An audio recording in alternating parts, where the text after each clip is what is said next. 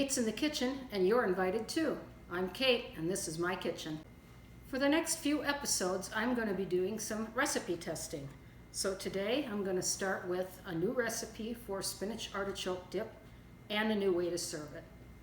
And I'm going to start with a 5-ounce bag of fresh spinach, which I'm going to chop up very finely. I used baby spinach, you can use regular. I've got a 14-ounce jar of artichokes, hearts, which I also chopped up pretty fine. And then for the seasonings, I've got 1 large garlic clove minced fine, a pinch of red pepper flakes, a 1/4 teaspoon of salt, 1/4 teaspoon of pepper, a 1/4 cup of parsley minced very fine. It comes out to about 2 tablespoons.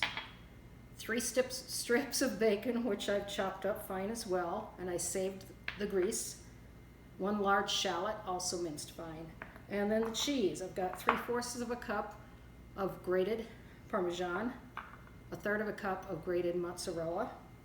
I've got a 1/4 cup of mayonnaise, a 1/2 cup of sour cream, and 1 block or 8 ounces of cream cheese brought to room temperature. The first thing I'm going to do is chop up this spinach, and I'm going to saute it with the shallots and the garlic in the bacon fat. I've got the reserved bacon fat, and I'm going to throw in the shallots and just give them about a minute to get soft. Now I'm going to add the spinach. It looks like a lot, but spinach, just like the shallot, will shrink down quite a bit in the sauteing process. I'm going to throw the garlic in at the end because I don't want it to burn. And I'm just going to toss this and turn it. Now you could use frozen spinach. You won't need to cook it. Just make sure that you thaw it, drain it completely, and then put it in a cheesecloth or some paper towels and squeeze out as much of that moisture as you can. I'm going to achieve that moisture removal by cooking this spinach on very high heat. You can see it's wilted down to already less than half its size. I'm going to throw in the garlic.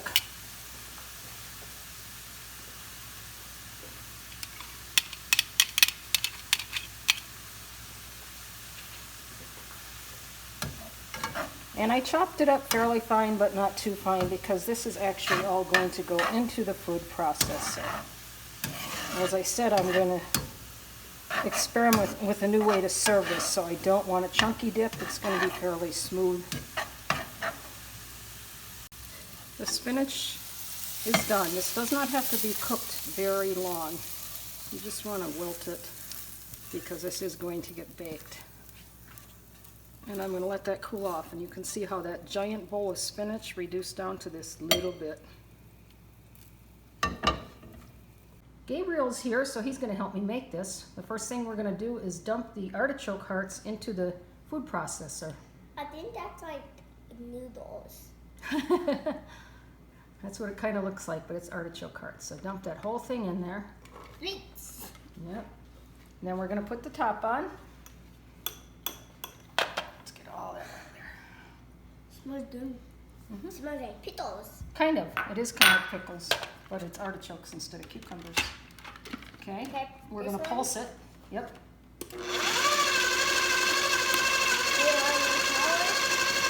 Okay, turn it up to high.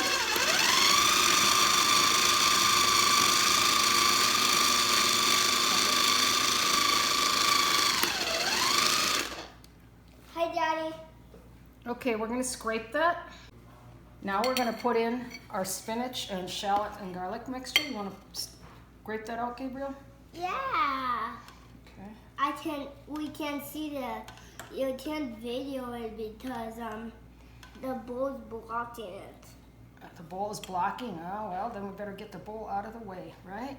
Okay, we're going to put the lid back on. We want to get this basically pureed, nice and smooth before we add anything else. Yeah, because if we add anything else, it will get all bunched up. Yeah.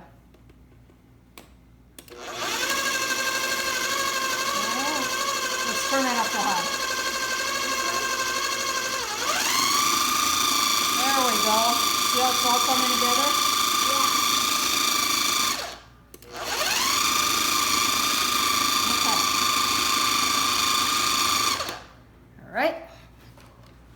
We're going to add the cream cheese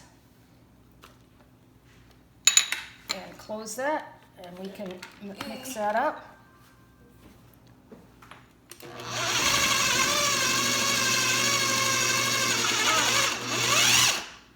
I'm gonna lock it. Okay. I'm gonna lock it. It doesn't have to lock, Gabriel, as long as we are holding on to it. Okay, now push it on.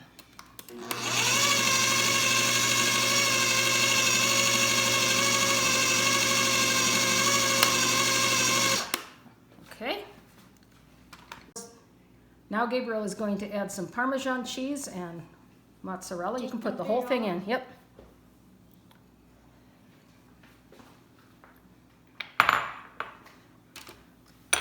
And we can put in our parsley. Scrape it out with your fingers. There you go. We have our parsley, salt, pepper, and red pepper flakes.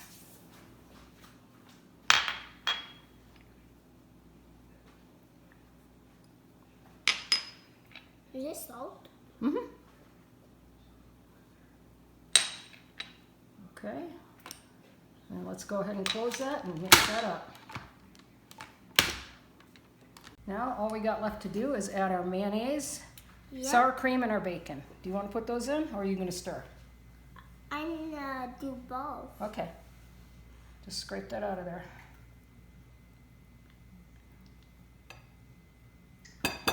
Let's get all of it. Okay. And then our sour cream. Oh, look at that. Came out all by itself. Okay, let's mix those up. No, we're going to put the bacon in last.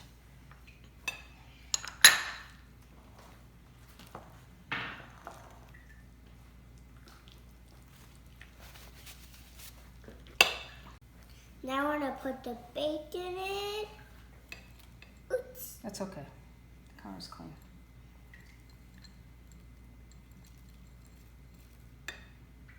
Let's get it all. I wanted to. Oh, I've got a little set aside for you. Don't worry. I knew you would want some. All right, let's get this mixed up. I'll hold it for you.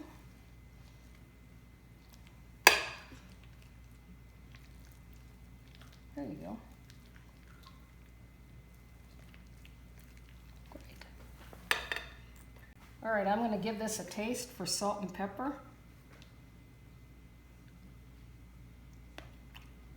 Mmm, that is good. But it could use a little bit more salt. I'm going to get the salt, Gabriel. You can sprinkle some in for me. Maybe I'll taste it too. Okay. I hope. Give me another pinch of salt in there, please.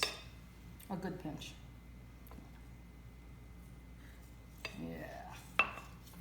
Beautiful.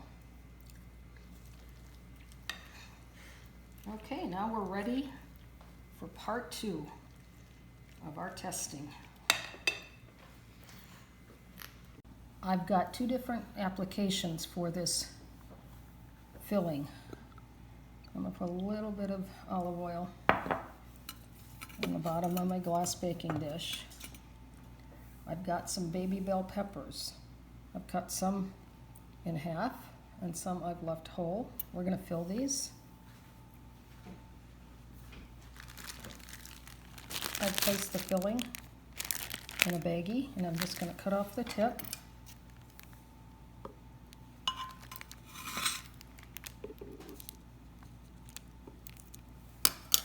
And then we're going to fill these peppers. This is a lot easier than trying to spoon it in.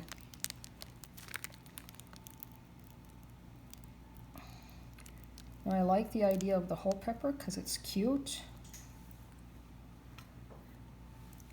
But I like the idea of the half pepper because I can put a little extra Parmesan on top of these and give them a crust. So I want to fill that up pretty well. Don't squeeze your bag too hard or it's going to explode on you. Just work the filling back down. So I'm going to go ahead and fill these. I've got the oven preheated at 350 degrees. And that's what I'm going to bake them at. I'm going to sprinkle the halved peppers with a little extra cheese, like I said. Give it a little crust.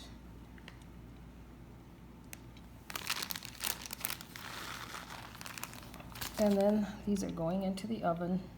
You want to bake them until the peppers are starting to get tender but still have a little texture left to them. For my second application, I've got some large mushrooms. I've cut the ends off the stems because they're always dried out. And I'm taking the rest of the stem out. I'm not going to throw this away. I will use it. You notice I've got some white mushrooms and some baby bellas, they call them.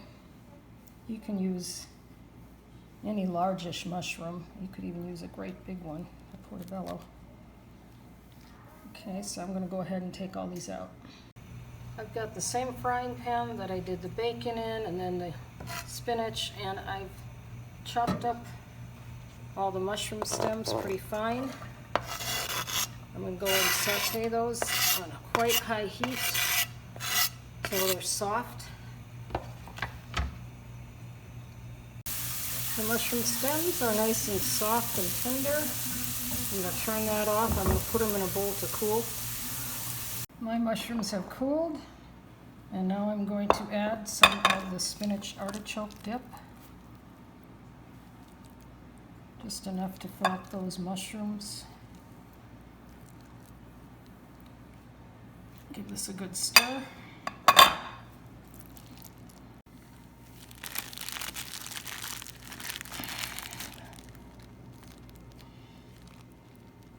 And of course, another application is just to serve this as a dip. You can serve it room temperature, or you can put it in a little ramekin. Give it some extra cheese on top. Bake it in the oven, and then you will have a hot, gooey dip. Serve it with crackers, or my preferred is toasted, crusty bread. So that's what I'm going to do. Here we have the stuffed peppers, both the halved and the whole. I actually like the look of the halved better because you can have that nice golden cheese on top. Plus, the problem with these whole ones is actually a lot of the filling leaked out. And then we have our mushrooms, nice and toasted. I did take all of this and put it under the broiler for a couple minutes at the very end. And then we have our hot dip with some crackers. And this are going to be dinner. Thanks for spending time with me today. If you like my videos, please become a subscriber and please give me a thumbs up.